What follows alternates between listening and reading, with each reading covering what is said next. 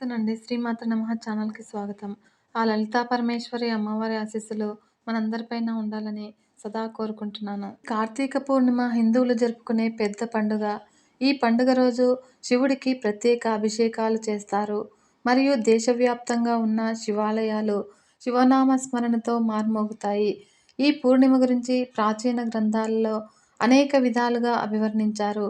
ఈ పూర్ణిమ రోజున పరమశివుడు త్రిపురాసురుడు అనే రాక్షసుడిని సంహరించినట్టు మనకు పురాణ ప్రకారము చెప్పబడింది. అందుకోసమనే ఈ పూర్ణిమను త్రిపుర పూర్ణిమి అని కూడా అంటారు. ఈ పౌర్ణమి రోజు భక్తులు ఎంతో భక్తి శ్రద్ధలతో ఆ పరమశివుడికి దీపారాధన చేస్తారు. మరియు శివుడు ఆ రాక్షసుడిని బారి నుంచి ప్రజలకు విముక్తులను కలుగజేయటంతో ఈ పండుగను చాలా పెద్ద ఎత్తున జరుపుకుంటారు. ఈ రోజున కొంతమంది హిందువులు కార్తీక పౌర్ణమి నోమును కూడా నోచుకుంటారు. ఈ నోములో గౌరీదేవి, లక్ష్మీనారాయణుల్ని, తులసి దామోదరులను పూజించడము ఆనవాయితీగా వస్తుంది. ఈ నోమును కొద్దిమంది హిందువులు మాత్రమే జరుపుకుంటారు. అయితే ఈ కార్తీక పౌర్ణమి రోజు చాలామంది టపాసులు కాల్చుతూ తమ ఆనందాన్ని వ్యక్తం చేస్తూ ఉంటారు. అంతేకాక ఈ కార్తీక మాసంలోని శుక్లపక్షంలో వచ్చే పౌర్ణమిని కార్తీక పౌర్ణమిగా వ్యవహరిస్తారు. ఈ కార్తీక పౌర్ణమి పండుగ 5 రోజుల పాటు జరుగుతుంది. ఈ పండుగ ప్రబోధిని ఏకాదశి రోజున ప్రారంభమవుతుంది మరియు కార్తీక పౌర్ణమి రోజున ముగుస్తుంది. అయితే మనకు వచ్చే హిందూ పండుగల్లో కార్తీక పౌర్ణిమ చాలా ముఖ్యమైనది. అందుకోసమే కార్తీక పౌర్ణమి రోజు హిందువులు నదీ స్నానం చేసేందుకు ఎక్కువ ఆసక్తిని చూపిస్తూ ఉంటారు. ఈ నదీ స్నానం చేయడం వలన అనేక పాపాలు తొలగిపోతాయని హిందువులు నమ్ముతారు. నదీ స్నానము వీలు కాని హిందువులు చివరకు నీటి తొట్టెలో అయినా స్నానం చేసి తమ పాపాలను ప్రాయశ్చితం చేసుకోవడానికి ఎక్కువ ఆసక్తి చూపిస్తూ ఉంటారు. ఈ కార్తీక పౌర్ణిమ దేవతలను సంతోషపెట్టడానికి ఒక ప్రధానమైన రోజు. ఈ రోజున అనేక మంది తమకు తోచిన దానాలను ఇస్తూ ఉంటారు. అలాగే దీపాలను కూడా దానంగా ఇస్తారు. ఇలా చేయడం వలన పుణ్యఫలం సిద్ధిస్తుందని వారు నమ్ముతూ ఉంటారు. అందుకోసమే ఈ కార్తీక పౌర్ణమి రోజున మనం ఏ దేవాలయాలు చూసినా భక్తజనాలతో కిక్కిరిసిపోయి ఉంటాయి. ఇలా ఈ కార్తీక పౌర్ణమిని భక్తులు అధిక భక్తి శ్రద్ధలతో జరుపుకుంటూ ఉంటారు. మరియు అనేక మంది హిందూ భక్తులు ఈ కార్తీక వ్రతాలు కూడా చేస్తూ ఉంటారు. వీరు ఈ వ్రతాలను పౌర్ణమి గడియలు ముగిసిన తర్వాత దేవుడికి పూజలు చేసి వదిలేస్తూ ఉంటారు. ఈ కార్తీక పౌర్ణమి రోజున ఎలా పూజ చేయాలి అని చాలా మంది భక్తులు ఎటువంటి పూజలు చేస్తే దేవుడికి మనం చేసేది నచ్చుతుందనే విషయంలో తర్జన భర్జనలు పడుతూ ఉంటారు. ఎవరికి తోచిన విధంగా వారు పూజలను అనుసరిస్తూ ఉంటారు.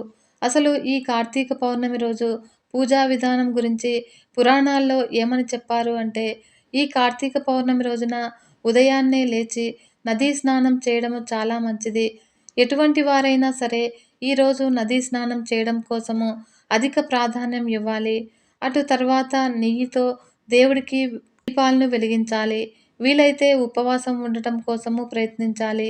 ఉపవాసాలు చేయడం చాలా రోజుల నుంచి ఆనవాయితీగా వస్తుంది. ఈ కార్తీక పౌర్ణమి పర్వదినాన సత్యనారాయణ స్వామి కథను వినడం వల్ల మంచి జరుగుతుందని చాలామంది విశ్వసిస్తారు.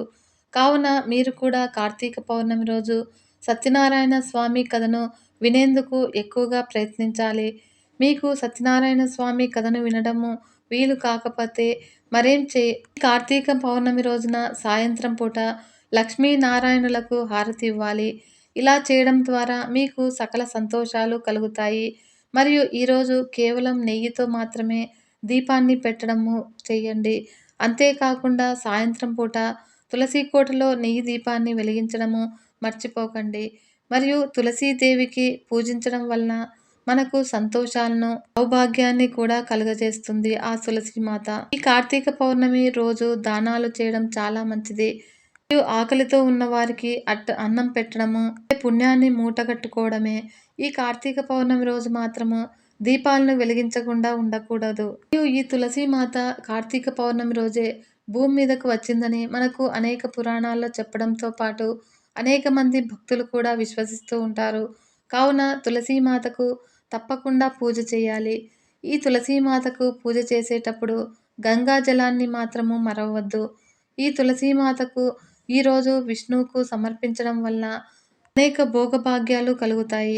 కావున తులసీమాతను విష్ణుదేవుడికి అర్పించడం ద్వారా అంతేకాకుండా మరో విషయం కూడా గుర్తుంచుకోవాలి. ఈరోజు ఇంటి గుమ్మానికి మామిడి తోరణాలు కట్టడం మాత్రం మర్చిపోవద్దు. ఇలా ఇంటి గుమ్మానికి మామిడి తోరణాలు అలంకరించడము తద్వారా ఆ మహాలక్ష్మీదేవి మన ఇంటికి వస్తుందో అని మన పెద్దలు చెబుతూ ఉంటారు. అలాగే ఈ రోజున శివుడి మీద తేనె మరియు గంగాజలాన్ని కలిపి అభిషేకం చేయాలి. ఈరోజు సాయంత్రము దీపారాధన చేయడం మాత్రము చాలా ముఖ్యమైనది. మరియు దీపదానం చేయడం వల్ల లక్ష్మీదేవి చాలా సంతోషించేస్తుంది. లక్ష్మీదేవి కటాక్షం అనేది ప్రతి ఒక్కరికి చాలా అవసరము. ఈరోజు పసుపు పూసిన ఒక నాణాన్ని ఎరుపు రంగు వస్త్రంలో చుట్టి భద్రంగా ఉంచుతారు. ఇలా చేయడం వల్ల లక్ష్మీదేవి అనుగ్రహము మన పైన ఉంటుందని విశ్వసిస్తూ ఉంటారు.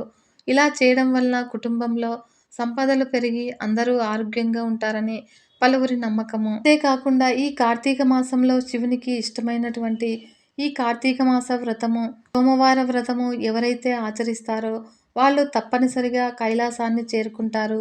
ఈ కార్తీక మాసంలో వచ్చే ఏ సోమవారము ఏ రోజైనా సరే స్నానము, జపాదులను ఆచరించేవారు అశ్వమేధ యాగాల ఫలితాన్ని పొందుతారు.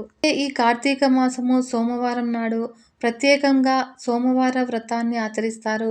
ఈ సోమవార వ్రత మహత్యము వశిష్ఠుడు జనకునికి ఇలా వివరిస్తూ ఉన్నాడు. మన ఛానల్ని ఫస్ట్ టైం చూస్తున్నట్లయితే ఈ వీడియో కనుక మీకు నచ్చినట్లయితే లైక్ చేయండి ఫ్రెండ్స్.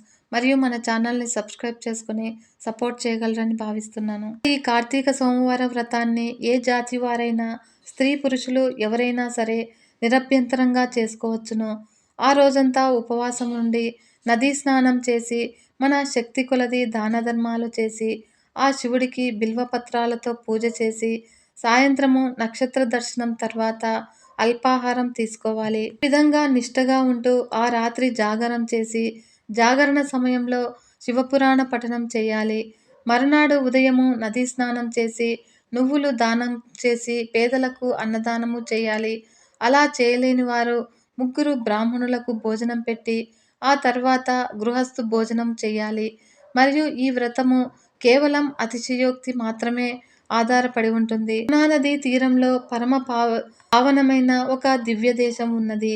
ఈ దేశాన్ని చిత్రవర్మ అనే రాజు పరిపాలన చేస్తూ ఉండేవాడు. మన స్కాంద పురాణంలో ఇది కృతయుగానికి సంబంధించిన కథగా మనకు చెప్పబడుతున్నది. చిత్రవర్మ రాజుకి మొత్తం 8 మంది పుత్రులు. ఆ తర్వాత చివరగా ఒక పుత్రిక కలిగింది. ఇంతమంది పుత్రుల తర్వాత అమ్మాయి పుట్టింది కాబట్టి చిత్రవర్మకు ఈమె అంటే అధిక వాత్సల్యము. అందువలన ఈ రాజు జ్యోతిష శాస్త్రవేత్తలను పిలిపించి జాతకం మొత్తం చూపించి తన భవిష్యత్తు ఎలా ఉంటుంది అని అంటే అప్పుడు జ్యోతిష్యులు చక్కగా ఈమె జాతకాన్ని పరిశీలించిన పిమ్మట ఈమె అన్ని సౌభాగ్యాలతోనూ బాసిల్లుతుంది కాబట్టి ఈమెకు సీమంతిని అని పేరు పెట్టండి అని తీర్మానించారు.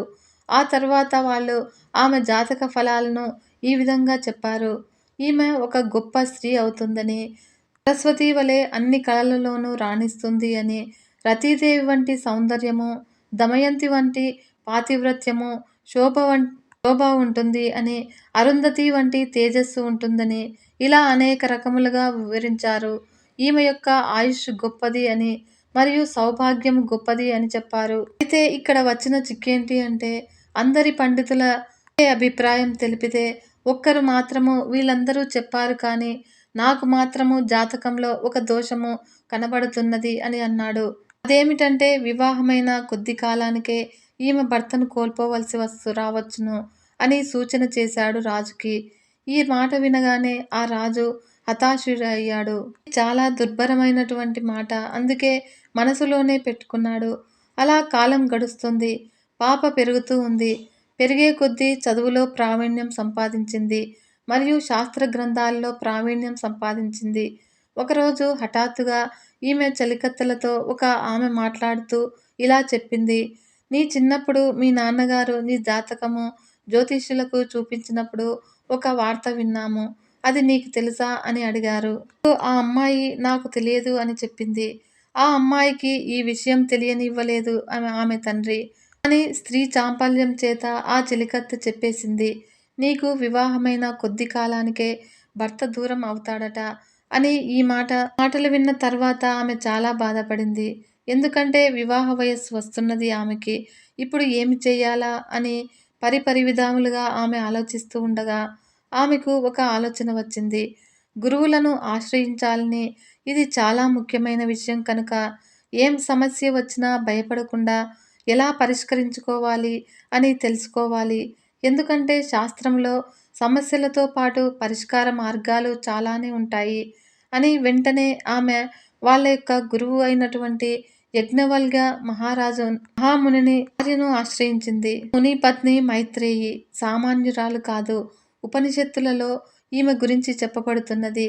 ఈమె ఒక గొప్ప బ్రహ్మజ్ఞాన సంపన్నురాలు. మైత్రేయి అడుగుతుంది, తల్లి ఏమి నీ కోరిక అనగా అప్పుడు ఆమె పాదములకు నమస్కరించి ఇలా అడిగింది, తల్లి ఏ సత్కర్మల వల్ల చక్కని సౌభాగ్యము వర్ధిల్లుతుందో, దీర్ఘ సుమంగళి తత్వము లభిస్తుందో ఈ విధమైన సత్కర్మను చెప్పుము. ఎందుకనగా బహుశాస్త్రములు తెలిసిన దానవు. అలాగే గురువు ద్వారా వచ్చిన ఉపాయాన్ని ఆచరించిన వారు ధన్యులవుతారు కనుక నిన్ను శరణు వేడుతున్నాను. నన్ను కరుణించి దీర్ఘ సుమంగళి అగునట్లు అనుగ్రహం కావలెను అనగా అప్పుడు మైత్రేయి కొంచెం సేపు ఆలోచించి శాస్త్రములన్నీ మననం చేసుకుని ఒక సరైన ఉపాయాన్ని సూచించింది. ఓ రాజకన్య విను. శ్రీ గౌరీని శంకరుని నీలకంఠ యుక్తముగా ఆరాధించము. ఎలాగా అంటే నీలకంఠుడు అని పరమేశ్వరునితో ఉన్న గౌరీదేవిని ఆరాధించాలి. అలా ఆరాధించడం వల్ల ఆపదలు భయాలు తొలగిపోతాయి.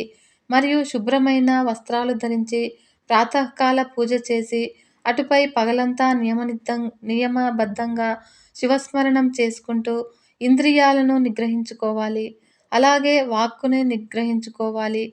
కోపము పనికిరాదు మరియు అనవసరపు మాటలు మాట్లాడకూడదు. వాక్యములు చెయ్యకూడదు. ఇవన్నీ కూడా నియమములు. శివ సంబంధమైన శాస్త్రములు ఏమేమి చెప్పారో తెలుసుకుని కపటము లేని హృదయంలో ఆరాధన చేయాలి. అలా ఆరాధన చేసేటప్పుడు శివ అష్టోత్తర శతనామావళి అలాగే గౌరీ అష్టోత్తర శతనామావళి కూడా చేయాలి. మరియు శివపార్వతులను ఇద్దరినీ కలిపి ఆరాధించాలి. ఆ పూజ అనంతరము పవిత్ర జీవనం గడిపే వారికి భోజనం పెట్టి మరియు ముత్తైదువులకు పసుపు కుంకుమ అందించి వస్త్రములు ఇచ్చి ఆరాధించాలి. ఇలా చేసినట్లయితే చేసే సమయంలో ఏవైనా ఆపదలు రావచ్చు, ఏవైనా సమస్యలు రావచ్చు. అయినప్పటికీ చలించకూడదు. ప్రారబ్ధ కర్మ తప్పించుకోవాలి అని చేసే ఈ వ్రతములలో పరీక్షలు అధికంగా ఉంటాయి. అయినా కూడా వాటిని తట్టుకుని ఆచరిస్తే శుభ ఫలితాలు కలుగుతాయి. ఇలా చేయటం వల్ల ఆ శివపార్వతుల అనుగ్రహం వల్ల ఆపదలు అనే సముద్రాన్ని సులభంగా దాటిపోతావు. మరియు నీకు ఇష్టం లేనిది నీ జీవితంలో జరగనే జరగదు. ఇది శివపూజ మహత్యము. ఇలా శివపూజ మహత్యం వల్ల ఎలాంటి సంఘటన నుంచైనా కూడా బయటపడతారు అని చెప్పి తనకు ఉపదేశం చేసినటువంటి గురుస్వరూపిణి అయిన మైత్రేయికి నమస్కరించి వ్రతం ఆచరించడం మొదలుపెట్టింది. అయితే అప్పటికీ కూడా వివాహం కూడా నిశ్చయం కాలేదు. కన్యగా ఉన్నప్పుడే గురువుల ద్వారా గ్రహించి వ్రతాచరణ చేయడం మొదలుపెట్టింది. నిత్యము సోమవార వ్రతము చేస్తున్నది. ఇంతలో తన తండ్రి చక్కని ఒక సంబంధాన్ని తీసుకువచ్చాడు. అది ఎటువంటి సంబంధం అంటే నలచక్రవర్తి వంశానికి చెందినటువంటి యువకుడు. ఇంతకన్నా భాగ్యం ఏమున్నది? అందుకే ఇది కృతయుగం నాటి కథ అని చెప్పవచ్చును. నలచక్రవర్తి అప్పటి రాజు. నలచక్రవర్తి యొక్క భార్య పేరు దమయంతి. ఆ పుణ్య దంపతుల పుత్రులు ఇంద్రసేన మహారాజు. ఆ ఇంద్రసేనుడు తన తనయుడు చంద్రాంగదుడు. ఈయనే ఇప్పుడు వరుడిగా వచ్చాడు. అనగా నలచక్రవర్తి మనవడు. పైగా అద్భుతమైనటువంటి సౌందర్యం కలిగినటువంటి వాడు. ఈ సంబంధం బాగా నచ్చింది. మరియు వివాహము నిశ్చయమైంది. వివాహం కూడా జరిగింది. అలా వివాహం జరిగిన కొద్ది రోజులకే అల్లుడికి యమునలో విహరించాలి అనే కోరిక కలిగింది. అందుకు తగ్గట్లుగానే మామగారు ఏర్పాట్లు చేశారు. అలా అల్లుడు యమునా నదీ తీరంలో తన పరివారంతో సహా విహరిస్తూ ఉన్న సమయంలో యమునా నది పొంగి ఉధృతమైన పడవ కొట్టుకొని పోతుంది. వార్త వినగానే రాజు గారికి తెలిసింది. విధంగా మామగారు యమునా నది తీరానికి వచ్చి ఎంతో విలపించారు. ఈ సంఘటనకు పుర ప్రజలందరూ బాధపడ్డారు. అందరి మృతదేహాలు వచ్చాయి కానీ చంద్రాంగదుడి మృతదేహం రాలేదు. అంటే మృతదేహం కూడా కొట్టుకుపోయింది అని భావించారు. అందరూ ఎంతగానో బాధపడ్డారు. అయితే కూతురికి ఎలా చెప్పాలి అని బాధపడ్డాడు రాజు. మృతదేహం ఎలాగూ దొరకలేదు కాబట్టి చనిపోయాడు అని నిర్ధారణ చేయలేము. మరణించాడు అనటానికి సంపూర్ణ ఆధారాలు కనిపిస్తున్నాయి. ఈ మాట రాజు చెప్పలేక, చెప్పినప్పటికీ గురువాక్యం మీద సంపూర్ణ విశ్వాసంతో శివ ఆరాధన కొనసాగిస్తూ భక్తి శ్రద్ధలతో ఉన్నది ఆ యువరాణి. వార్త తెలిసినప్పటి నుంచి మహారాజు చాలా దుఃఖంలో ఉండిపోయాడు. ఆమె చేత రాజకార్యములు కూడా విస్మరించాడు. అదే అదనుగా అతని దాయాదులు అతన్ని బంధించి చెరసాల పాలు చేశారు. రాజ్యాన్ని కైవసం చేసుకున్నారు. అదే రాజకుమారి మాత్రం చెక్కు చెదరకుండా శివారాధన చేస్తూ ఉంది.